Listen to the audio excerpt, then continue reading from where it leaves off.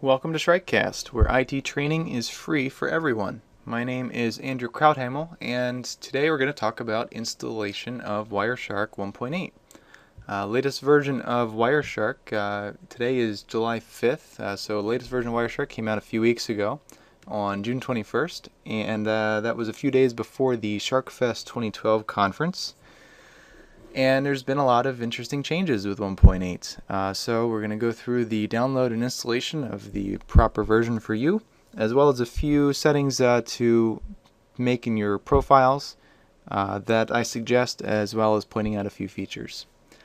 So to start your download of Wireshark, go ahead to wireshark.org and click on the big green button. So go to download Wireshark. It should automatically detect your operating system and bitrate of your OS.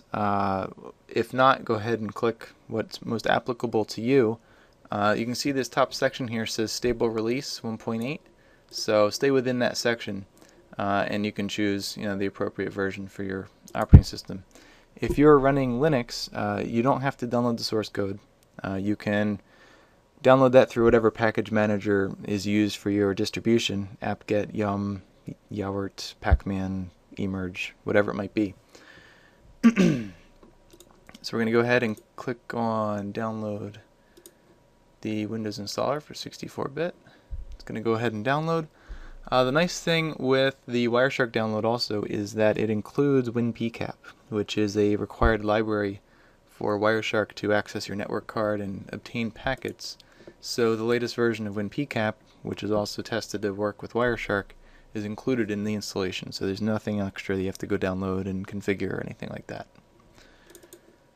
So we're going to run our download here.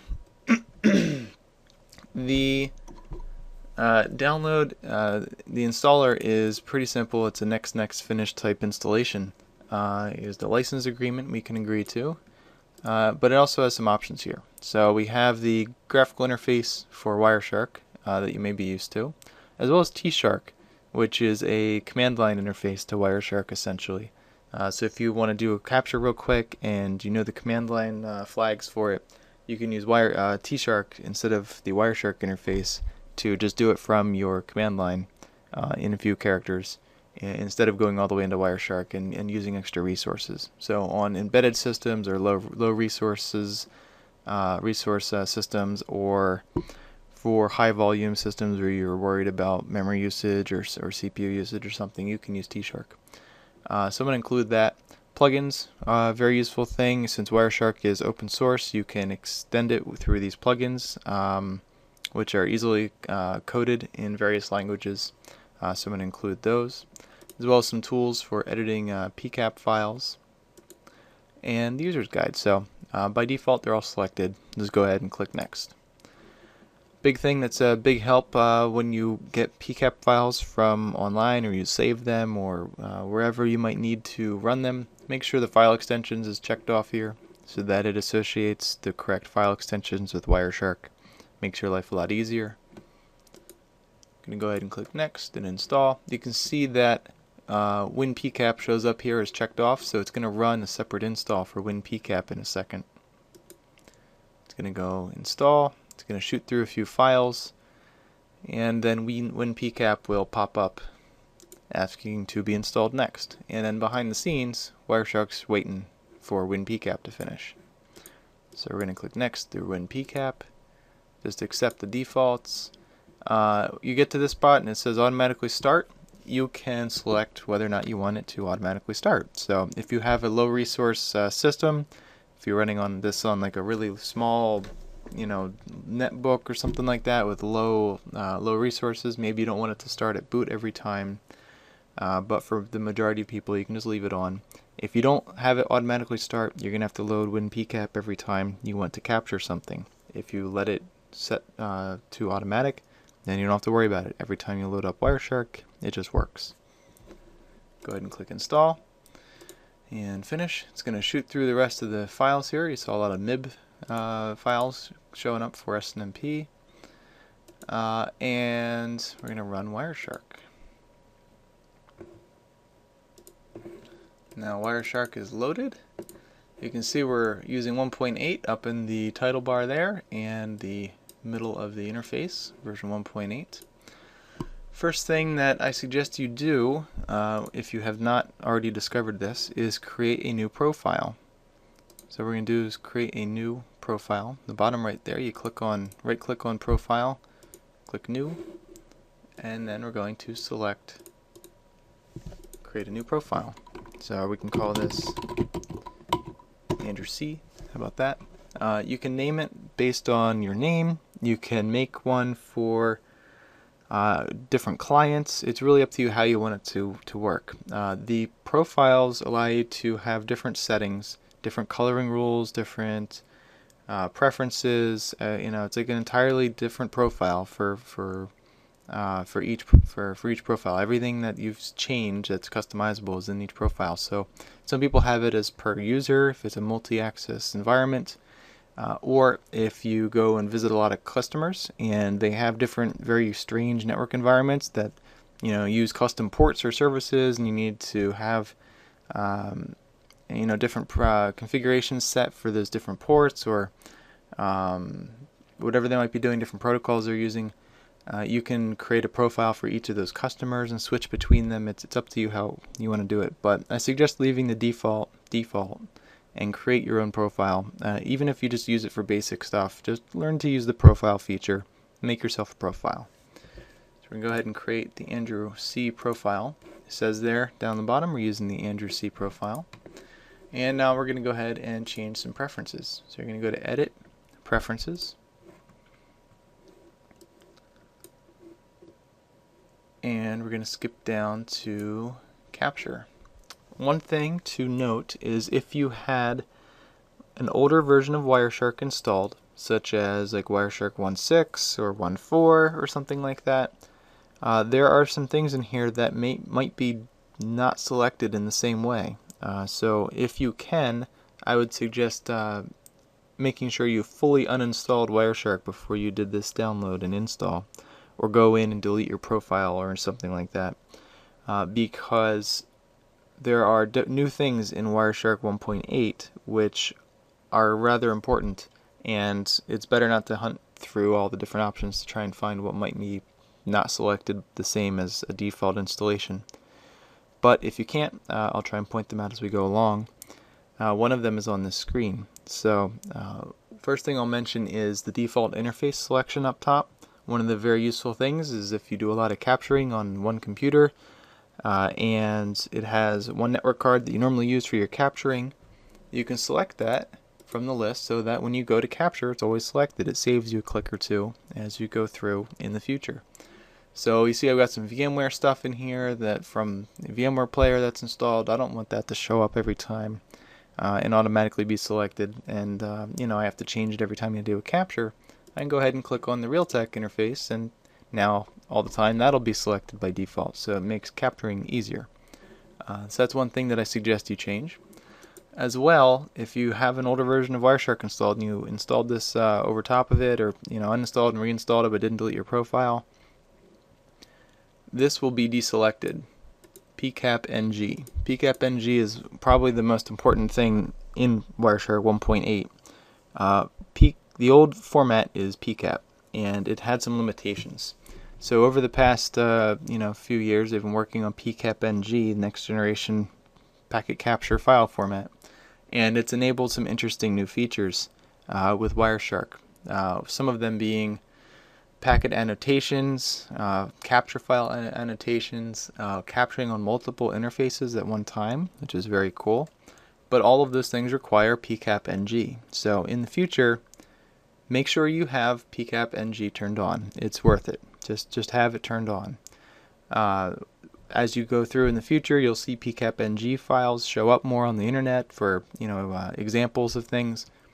That's what they are. pcap-ng is the new pcap file. So make sure that's selected. One thing you can turn off if you wish, that uses up a lot of resources. If you're running this on like a low resource laptop or something like that, you can turn off one of either of these two, which will save you resources. If you update the list of packets in real time, that's when you click capture and you see all the packets shoot down through your interface. That's what this does. And then automatic scrolling has it always scroll down to the last packet as they come in live. So if you don't need that and you don't care, you can turn those off and save some resources for your capture.